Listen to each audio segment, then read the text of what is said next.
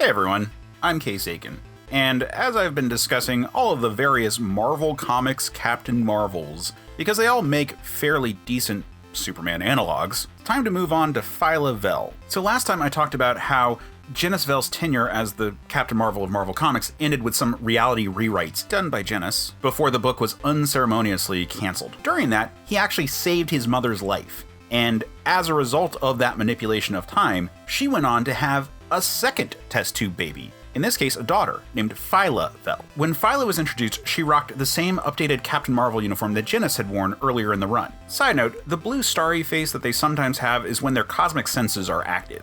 Sorry for not explaining that last time. Like her brother, she also had a pair of nega bands, so basically she had the same powers as Genis. Now, shortly after the Peter David run on Captain Marvel ended, Marvel shook up their cosmic books with the excellent Annihilation crossover. This and subsequent arcs led to updated looks and eventually the modern Guardians of the Galaxy that we all know from the MCU movies. During this time, Phyla rocked a robed look variation of the Captain Marvel attire. And Phyla was there at the final battle with Annihilation. He was siphoning power from the quantum bands that he stole when he murdered Quasar, who I will also talk about at some point. She engaged directly with Annihilation and seized control of those quantum bands because they don't actually like working for someone evil. And this allowed Nova, who I definitely will talk about at some point, to deal the finishing blow to Annihilation. It's a badass scene. This is where she dropped the Captain Marvel name and became the new Quasar for reasons that only really make sense to publishers. Her new costume was busy. She also was never as good with the quantum bands as Wendell Vaughn, who was basically Green Lantern but technically more powerful. As Quasar, she was a member of the Guardians of the Galaxy, a version that was almost what we eventually got in the movies, except all of the really powerful members of the team didn't make the transition to film. When Wendell Vaughn was resurrected as a hard light construct, she gave up the quantum bands to him, and then went on to become an avatar of death in order to save her lover, Moondragon, adopting a goth version of her Quasar outfit that actually looked quite a bit better. If I remember correctly, she was destroyed when Adam Warlock allowed his evil future self to come into existence, which isn't exactly the same thing as becoming bad. Her time as Captain Marvel was brief, and her tenure in comics was almost as short, but she was there for some of my favorite stories. And that's where I wrapped this thread up when I first wrote it in 2019. However, since then,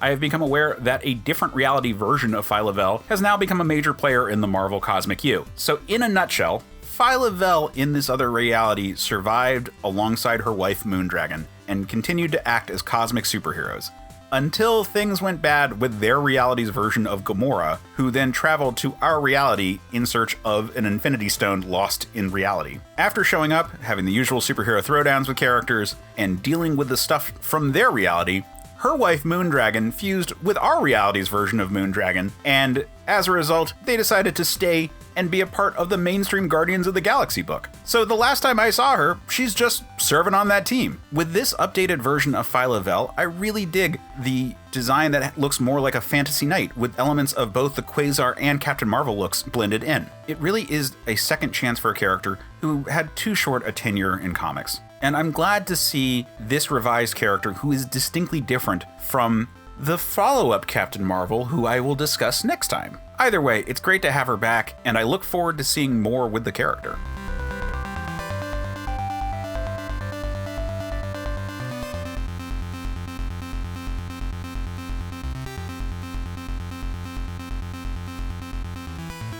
Okay, and now this is, of course, the time where I ask you all to do the usual YouTube stuff, like liking this video and subscribing to this feed. Check out our website with all of our podcasts. There's a ton of great stuff that we at Certain POV are putting out, and you should really check it all out. Also, check out our Discord and talk with us directly. Do that stuff. Do the things.